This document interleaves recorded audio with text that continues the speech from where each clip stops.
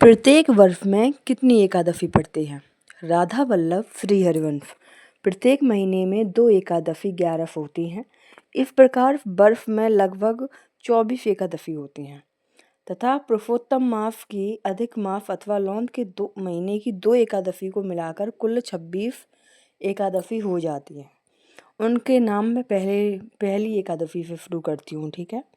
तो पहली उत्पन्ना, दूसरी मोक्षदा, तीसरी सफला एकादशी, चौथी पुत्रदात्री और पांचवी फटितला एकादशी, छठी जया और सातवीं विजया एकादशी, आठवीं आमलकी और 9वीं पापमोचनी एकादशी, 10वीं कामदा, 11वीं वरुथिनी और 12वीं मोहिनी एकादशी, 13वीं अपरा, 24वीं निर्जला, 15वीं योगिनी और 16वीं देवशयनी एकादशी, 17वीं कामिका, 18वीं पुत्रदा और 19वीं अजा एकादशी,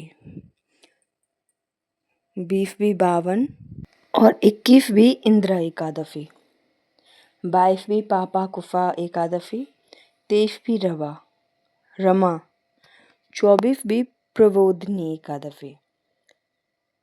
और मैंने जो 25 और 26वीं बताई थी तो वो एक पद्मिनी होती है, पुरुषोत्तम शुक्ल पक्ष में पड़ती है, और 26वीं होती है परमा, पुरुषोत्तम कृष्ण पक्ष में पड़ती है। सभी व्रतों में एकादशी व्रत को सबसे ज़्यादा महत्व दिया जाता है भक्तजनों। सभी 26 एकादशियाँ अपने नाम के अनुरूप फल प्रदान करती हैं।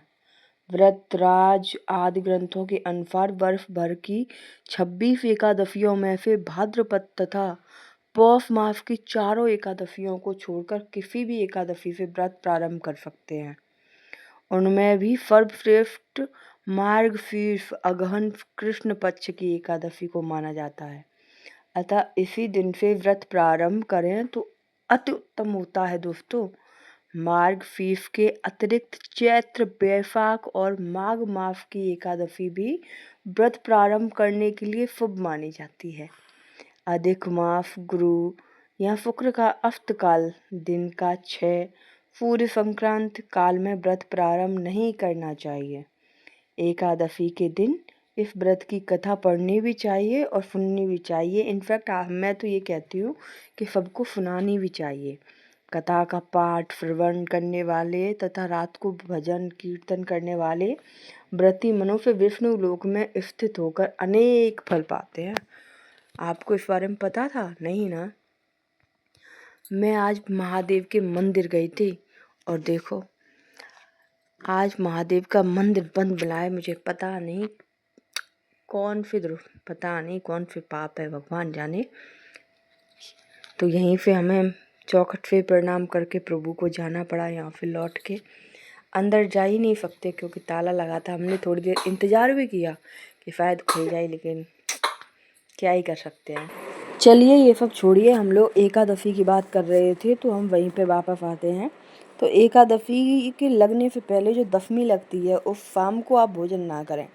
लेकिन अगर आपको ऐसा लगता है कि नहीं हम भोजन करे बिना नहीं रह पाएंगे, भोजन करना ही करना है, तो आप शाम को हल्का भोजन करें। ऐसा नहीं है कि कल को एकादशी है तो पहले से ही माल पुआ खीर सब्जी कचौड़ी पिज्ज़ा बर्गर सब ठूस के बैठ गए कि कल को तो एकादशी है, पूरा दिन भूखा रहना है। नहीं, हम तो आज ठूस के खाएंगे, 12 बजे तक खाएंगे, अभी 11 बजे के बाद खाना छोड़ेंगे।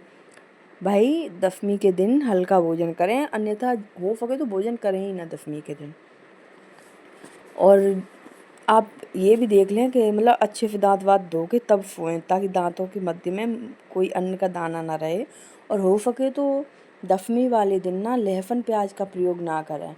लहसुन प्याज है, मसूर की दाल है, उड़द की दाल है, ये तामसी होती हैं, तो इनका प्रयोग उस दिन ना करें, उस दिन इसे ना खाएं।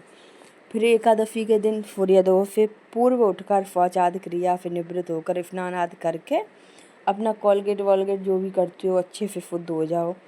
फिर शरीर पर गोपी चंदन लगाकर जल तीर्थ का आह्वान कर कर स्नान करो। मतलब जब नहा रहे हो तो नहाते समय पर गंगा मैया, यमुना मैया, नर्मदा जी, सरस्वती जी, इन सब का नाम लेते हुए इनका ध्यान करते हुए नहाइए। हरे कृष्ण का जाप करते हुए स्नान कर लीजिए। और हाँ, एक बात ध्यान रखना, एकादशी के दिन भक्तजनों को तेल और साबुन का लगाना वर्जित होता है। आजकल लोग जानते हैं नहीं, शास्त्र पढ़ते नहीं हैं, वेद पढ़ते नहीं हैं, किताबों को पढ़ते नहीं हैं, फ़ोन में जो भी दिखता है अपनी मर्जी से जो भी सुनते हैं करते हैं। एकादशी के दिन तेल और साबुन नहीं लगाना चाहिए। और वैसे भी भक्तजनों को जो भागवतिक मार्ग पे चल रहे हैं उन्हें तो तेल साबुन छूना ही नहीं चाहिए। स्नान करने के बाद अपना नित्य कर्म संध्या पूजा पाठ आदि करें। एकादशी व्रत की कथा को पढ़ें, सुनें, औरों को भी सुनाएं। भगवान विष्णु जी की स्तोत्र आदि का भी पाठ करें। मंदिर में जाकर भगवान के दर्शन करने चाहिए। भगवान का चरणामृत स्त्री एवं पुरुषों को प्रतिदिन लेना चाहिए। ऐसा नहीं है कि ये स्त्री है तो सुहागन स्त्रियाँ चरणामृत नहीं ले सकती, सब ले सकती हैं, ठीक है। प्रभु का चरणामृत सब ग्रहण कर सकते हैं। एकादशी व्रत का संपूर्ण दिन भगवत कथा श्रवण आदि एवं भजन कीर्तन में ही लगाना चाहिए। उसमें उस दिन कोई मतलब गलत काम नहीं करने चाहिए, ना तो उल्टा सीधा खाना चाहिए। अपनी शब्दों पे, अपनी वाणी पे संयम रखना चाहिए। उल्टा सीधा ना खाओ, ना उल्टा किसी को गलत बोलो। उस दिन अपनी ज़बान पे संयम रखो, अपने खान पान पे संयम रखो और अपने ब्रह्मचर्य पे संयम रखो। उस दिन अगर आप शादीशुदा हैं तब भी